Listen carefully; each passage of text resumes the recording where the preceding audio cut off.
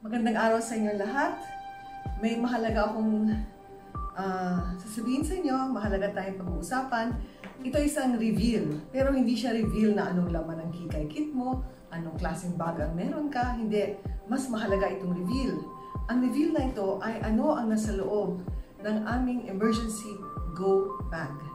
Alam niyo ho, ang dami hong nangyayari mga natural calamities ngayon and man-made calamities. Lindol, bagyo, apoy, gera, etc. etc. Hindi sa dapat tayo magpanik o matakot, pero dapat tayo maging handa palagi. Isa sa paraan ng pagiging handa ay magkaroon tayo ng emergency go bag. Pati kami, paisip rin kami, no? Matagal na kami meron ganito, pero ngayon, ina-update namin. So, ano yung mga essential? So, pag-usapan natin itong essential emergency go bag. So, ito ay isang reveal. Tatlong klaseng bagay ang dapat meron kayo. Isa ang tinatawag na essential o kailangan. Isa naman useful. Hindi talaga essential, hindi talaga kailangan, pero maganda kung meron kayo. Ang isa naman ang mga personal na gamit. So, simulan natin sa essential, yung kailangan talaga. So, number one, syempre, dapat meron kayong tubig. Yung tubig sana ay enough for 3 days kung maaari. Okay? Tapos, meron kayong first aid kit. Yung basic first aid kit sana, at least yung mga bandage, alcohol, etc. etc. kung kayo masugatan, diba? Tapos, kung kayo ay may mga sakit, diabetes, high blood, at iba pa, kailangan may mga medicines kayo, yung inyong maintenance, kasi mamaya walang mabili, diba, ng gamot. So, kailangan may maintenance medicines kayo. Nadala, sabi nila, at least good for about 3 days. Kung pwede, kung meron kayong inipon, you can at least sana make it for a week. Hindi mo alam baka walang maaabutan na butika, baka walang gamot.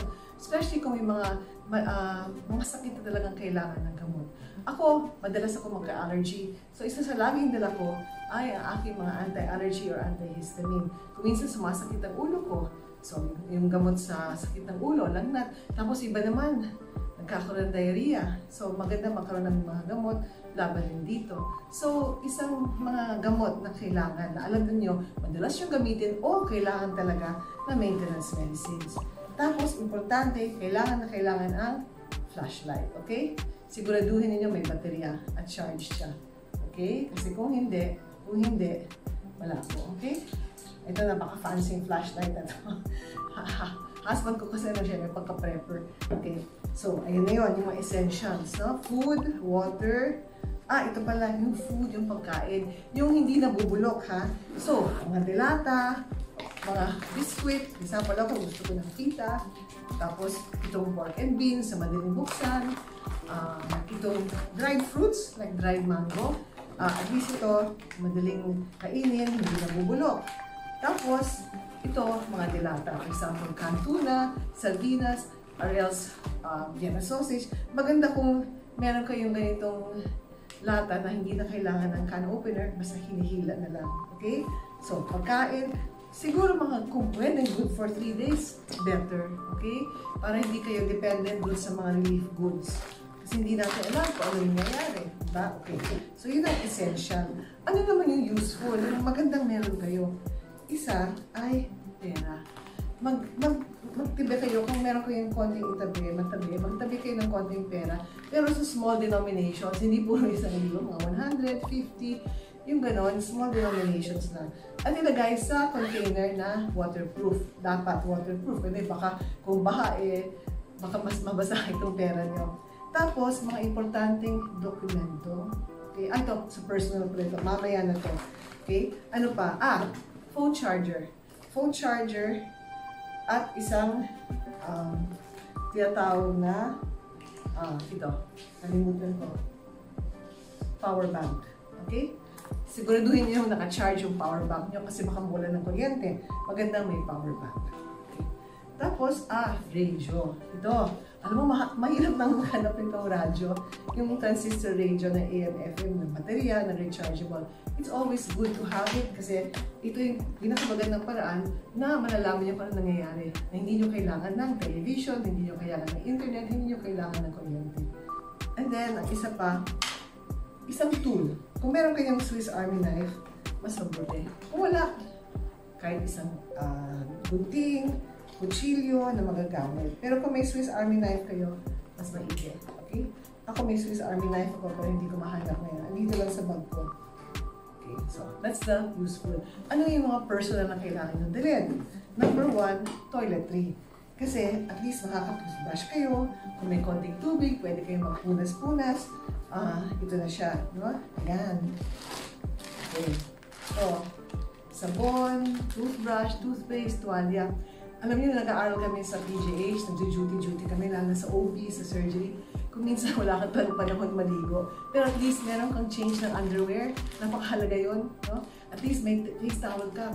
Nung ang lolo ko ay nakulong sa Fort Santiago nung panahon ng Hapon, wala siyang dala kundi panyo. Yung panyo na yan, ginagamit niya. Kumukuha siya ng tubig kahit yung pang-inom, para lang makalinis siya ng kahit yung leeg, yung ibang parte ng katawan. Kasi kung hindi, grabe.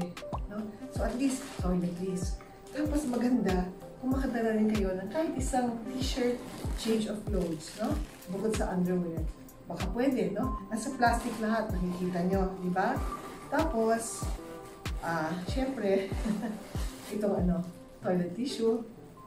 At ito na, mga dokumento, mga photocopy ng mga documents. Anong mga documents na to? Wala na ngayon. Photocopy ng mga documents. For example, marriage certificate, birth certificate, kung meron kayong lease, no, renta sa bahay, yung kontrata, kung meron kayong titulo sa lote, kasi hindi natin alam kung masira lahat. Tapos, isa pa, yung passport, kahit photocopy lang, kung meron kayo. Okay? So, yun ang mga personal. Isa pa, kung meron kayong pet, aso o pusa, baka pwede rin yung bigyan, dalhan ng konting pet food kasi kailangan rin yung kumain. Isa pa, baka pwede kayo magdala ng mapa kasi baka kailangan yung, umalis, wala nang Waze, wala nang Google Maps. You might need a map. So, matututo naman kayo magbasa ng mapa. Tapos, pet food. Okay?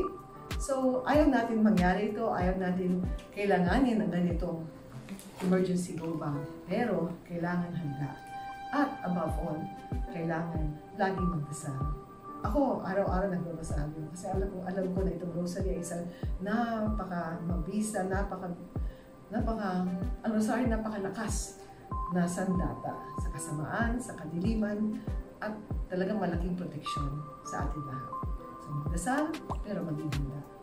Alalahanin, pag may alam, may laban. Bye-bye.